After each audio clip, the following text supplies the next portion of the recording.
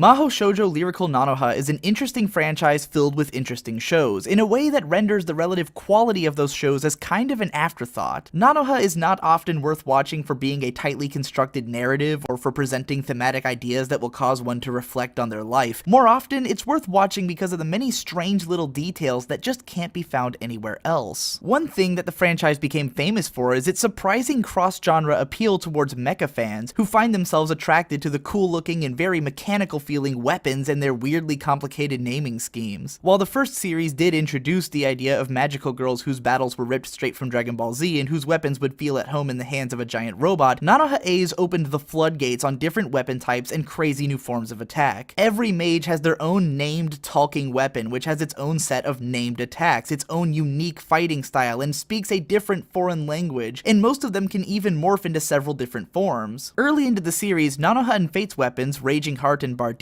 are badly damaged, and literally ask to be fitted with dangerous upgrades as a matter of pride in the name of protecting their masters. To rephrase that, Nanoha A's is a show in which sentient mecha weapons get pissed off after losing to better weapons and ask to be upgraded in the name of hot-blooded passion. They find themselves fitted with a new cartridge loading system which never fails to look badass in action. This is the kind of thing that you really only get with Nanoha, and it's the kind of thing that attracts very specific types of niche fans. After all, mecha fans are basically defined by the fact that they'll pretty much watch anything as long as it has mechs in it. If it's actually good, then that counts as a bonus. Likewise, people looking for these kinds of character designs, or this kind of vibe, or this brand of drama will find their incredibly specific niche filled with Nanoha, and a lot of the strengths of the series are in how it fills its weird niches so perfectly. Seeing an anime character's rival end up joining their team, making friends with all of their friends, and attending their school is something I've seen a million times, but somehow the idea that said rival had to spend 6 months waiting for a criminal trial in space while exchanging video diaries with her new friend was such a fresh and novel take on the idea that it brought the entire show to life for me in a way that it might never have felt otherwise. Then to continue writing that arc by actually acknowledging the character's lack of parentage and having them get adopted by one of the other characters brought the whole thing to life even more. Whereas most anime seem to consider parents nothing but an afterthought and present teen characters and their drama in a void, Nanoha A's not only sorts out Fate's home situation and acclimates her properly to normal life on Earth, but it even ends with Nanoha and Fate actually letting their parents and friends in on what they've been doing all this time so that they can move forward in their magical studies with the proper blessing of their families. Again, I can't really get this in a lot of other places. What's cool about all of the weird details in Nanoha is that they weren't necessarily things that had to be there in order to tell the story. There didn't need to be a time-space administrative bureau suggesting a vast universe of possibilities within the realm of the franchise. They didn't need to present the Book of Darkness as some kind of strange device running programs that develop personality by way of their interactions with humans. The details about how fighters from different planets fight with different techniques, or how the commander was originally from England, or how Yuno's powers make him some kind of super librarian were all basically superfluous and could have easily been left out. However, I think the fact alone that these details are so unnecessary is exactly what makes them so effective. Nanoha's universe doesn't feel very concrete or make a whole lot of sense, yet it manages to feel alive because its characters have so much background and so many random things to do. I don't remember Zafila doing basically anything when it came to the main plot of the series, yet the scene at the end when Arf tells him that you can move around more easily in human society by taking the form of a small puppy, and then we see Vita walking with him in the post-credits, immediately made both him and Arf feel more like characters than they ever had felt prior to that. Similarly, the crux of Vita's arc in the middle of the show when she's slowly starting to fall in love with Hayate happens when she decides to buy a toy bunny at the store, and this moment of giving into her humanity is how we understand that she's starting to develop emotions. All of these details give the sense that even if the logic holding this universe together isn't all that apparent to us, it does in fact seem to exist. There is a reason behind every character's actions and feelings, and there are reasons that they are capable of certain things and incapable of others. Do I know why Chrono's magic manifests itself one way while Yuno's manifests itself another? Not really, but when Chrono uses his binding magic on the twin familiars who trained him, and they growl that they never taught him this kind of magic, I can understand the idea that magic is an intricately complicated system which probably makes sense to the characters. Again, none of this is necessarily to say that Nanoha A's is a good show because it has these elements. I would still say that it's kind of boring, wastes a lot of time, and gets pretty ass-pully as it moves towards the climax. But again, I don't think that the relative quality of the series is nearly as interesting as the simple fact that it is what it is. It's this weirdly unique magical girl sci-fi show that operates with so much sincerity that I can't bring myself to accuse it of not making sense. I'd more readily be willing to say that it totally makes sense and just doesn't explain itself well. In 2012, Nanoha A's was adapted adapted into a 2.5-hour film, which came as a bit of a double-edged sword. On the one hand, the film is far and away the best-looking installment of the franchise to date, and is comprised largely of impressive-looking action sequences. On the other hand, in spite of cutting out a lot of the redundant and boring scenes from the show, the film ends up running through its plot points at such breakneck speed that they lose impact completely. What really sucks about this is that the film actually restructures a lot of the major plot points to make more sense and to flow into one another better, and I'd even say that most of the dialogue is improved in comparison to the TV show. A bunch of scenes were added in to flesh out Reinforce as a character throughout the story, Hayate is presented with a bit more personality, and we also get to see a lot more of Nanoha and Fate spending time together. None of this does much to help the film function as a standalone work though, and I definitely would not recommend it as anyone's first exposure to Nanoha A's, but as a fan service vehicle or supplementary material, it might be worth checking out for fans of the show. Considering how the movies are supposedly an in-universe fictionalized retelling of the events of each series, with all of their changes being effectively non-canon, it actually seems like the franchise itself is canonically playing around with the idea that it does not always provide a full perspective of what's happening. At the very least, I can't shake the feeling that the Nanoha universe is more fleshed out and well realized inside of Masaki Suzuki's head, and where this quickly becomes increasingly apparent is when the franchise suddenly and massively opens up as it moves into its third series, Nanoha Strikers. By the time Nanoha Strikers began its 26-episode run in April of 2007, Nanoha reached the point of starting to look like a proper multimedia franchise. In addition to another series of drama CDs released after Nanoha A's, an assortment of manga chapters were published alongside each series, often filling in little slice-of-life details between the episodes, or later showcasing some of what happened during the 6-year time skip at the end of Nanoha A's. Fan books and other promotional material started appearing, along with little 4-panel comics tied into each of the different seasons, and the expanded universe of Nanoha's story quickly began to take root. If Nanoha A's was all about establishing this firm emotional groundwork within a very small, tightly knit story for the rest of the franchise to take off from, then Nanoha Strikers is all about taking the ideas of the Nanoha universe and seeing how far it can run with them. Right off the bat, it seems to cast off the conceit that this was ever supposed to be a magical girl series at all, with a much stronger focus on fantasy action. Set 10 years after the events of Nanoha A's, even the saccharine friendships of the characters have exceeded what would be normal for a magical girl show, as the main cast reaches adulthood and doesn't change in the slightest. By now, the at-home slice-of-life elements have pretty much been done away with, as the story now takes place on some kind of alien world with a ridiculous amount of planets visible in the sky, and almost every character now has some kind of important job at the Time-Space Administration Bureau. In the past 4 years, Hayate has been trying to organize her own action unit with Nanoha and Fate as her leading officers, and Nanoha herself seems to have taken on a minor celebrity status among the mage community. The series opens with the three of them training new recruits to join their team, and if you start trying to think too hard about the logic behind any of the world-building elements that I just talked about, then your brain will probably start to hurt, so it might be better to just roll with the punches like Subaru. Speaking of Subaru, it's actually kind of impressive how much stronger of a start Strikers gets off to compared to the previous series. Not that it's saying much, but Subaru and Tiana start off with more personality than most of the cast has ever had up until this point, and between them and Hayate, we've actually got a lot of properly defined goals for the characters to pursue. The early episodes launch straight into some fairly well done action scenes, and it's pretty clear that 7 Arcs have gotten even more ambitious with their production efforts, though most of the soundtrack still sounds like corny freeware-produced visual novel BGM. If I'm being honest though, the real intrigue of these early episodes has less to do with their quality and more to do with the facts of what goes on in them. Nanoha, Fate, and sometimes Hayate regularly sleeping together as adults, the magical spirit of the Book of Darkness being reincarnated as a tiny adorable fairy girl named Reinforce Zwei, the Guardians of the Book of Darkness remaining unaged even as the rest of the cast grows older, Fate regularly taking custody of powerful orphaned kids the way Linda did for her, the fact that the magical girls fighting in the first 2 seasons are now adults with much grander ambitions who are also training a new generation of magical girls. All of this, once again, is the kind of stuff that I can only get from Nanoha Strikers. It's such a uniquely bizarre and satisfying concept to see Nanoha and Fate all grown up, seemingly properly together, still kicking ass and driving the plot forward, that it made me want to watch the entire Nanoha franchise just to see these characters grow up. It really is a lot like watching the magical girl version of Dragon Ball Z. One of my favorite elements of Strikers is how it lends a lot of weight to the 10 years of activity which we never got to see from its main characters. Nanoha, Fate, and Hayate have not just been sitting around for 10 years, they've made all kinds of new friends and enemies, and seemingly had repeated run-ins with opponents who might have given them just as much trouble as the ones that they faced in their childhood. There's something almost surreal about the way that everyone refers to them as childhood friends, when to us we only ever saw them at the time when they had just met. The universe of the story has this tangible sense of existing 10 years in the future of the previous shows. In episode 9, we even get an excellent scene which recontextualizes contextualizes Nanoha's previous adventures as the dramatic struggles of a mage pushing herself way too hard and suffering the consequences for it, which affects the way that she trains her students today. After about 10 straight episodes of team building between the main characters, Nanoha Strikers introduces a metric fuck-ton of antagonists during one major battle, as well as some political adversaries for Hayate on the side, and the plot begins moving forward in earnest. Also, Nanoha and Fate kind of end up with a daughter?